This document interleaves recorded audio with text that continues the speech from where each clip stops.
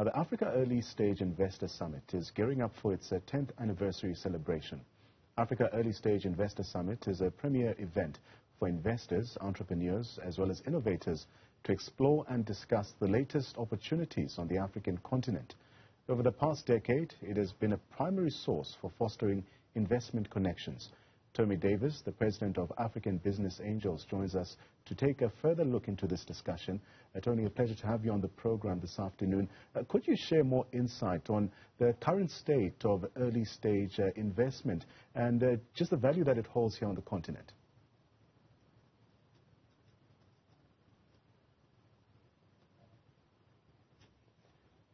Tony, can you hear me loud and clear? Yes, I can. Thank you very much. Good to have you on the program this afternoon. Could you share your insights, firstly, on the current state of early-stage investment in Africa, especially in light of the global decline in venture capital investment, which is mentioned in this press release?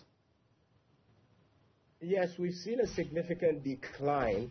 Okay, America's experienced a 54% dip, and the same thing is starting to happen on the continent. But what we are finding is those who are creating value are still getting funded and in droves.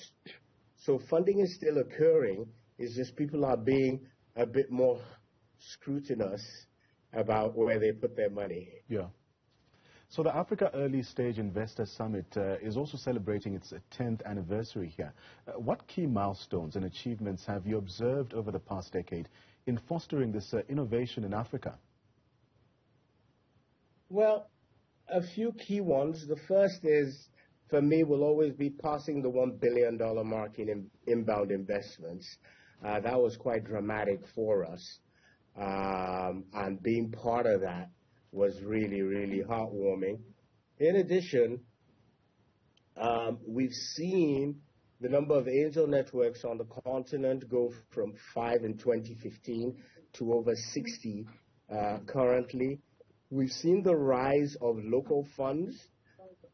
When we started out, there were very, very few VC funds that were local to the African continent. Today, all the major countries have their own local VC funds, and that is continuing to increase. And probably most significant is the quality of startups we're starting to see emanate from the African continent.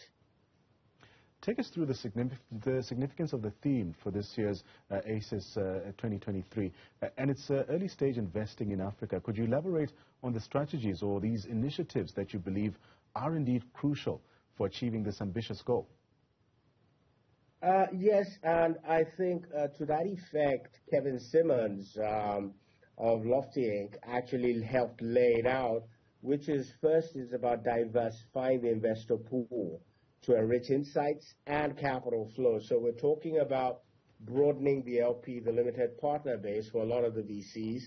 And for the locals who are our local angel investors already investing on the continent, is to look at the unique attributes, okay, especially when you consider our burgeoning youth population and the high-tech adoption we've seen, what opportunities those present in terms of scalable solution. And finally, of course, bottom line of everything is trust. If you don't establish trust, you're not going to get far. We still have the challenges, though, I must admit, around talent and funds. I trust that helps. So one of the strategies that have been mentioned in your press release is the broadening of the LP base. How can diversifying investor pools indeed positively impact early stage investing in Africa? And what steps are being taken to achieve this? Well, it's actually quite simple. Excuse me. It's actually quite simple. The more people you have, the more access you have to a knowledge base, not just capital, because people come from very diverse backgrounds. And that diversity is what enriches the investment opportunity that we are talking about. I trust that helps. So, and as you mentioned, I mean, Africa's unique attributes, you mentioned this burgeoning youth population and the high-tech adoption were also highlighted in your remarks. How can these attributes be leveraged to attract more investment in the region, startups and innovation as well? Well, first is us looking at our local solutions rather than as local solutions, as continental and even global solutions. And we have a number of critical examples. You look at what Flutterwave, one of our unicorns, has done, you start to get an idea of what I call the art of the possible. And if you take the youth population, it presents an amazing opportunity for scaling solutions that actually enhance their value creation. Anything that provides the youth with an opportunity to do better, in my opinion, is an economic development tool that will help, and that's where we should be going. Talk us through the partnerships that are also involved and the organizations that are involved in ICIS 2023 and how they can get involved, or how can other stakeholders get involved in this initiative? Oh, wow. Well, we're honored to partner with influential entities. They include Goodwill Investments, Investec, Next 176, UNDP, JICA, Knife Capital, GIZ, of course, and GIZ SICE and GIC Make IT are both partnering with us again. We thank all of them for it. There's Madika. We have Untapped Global.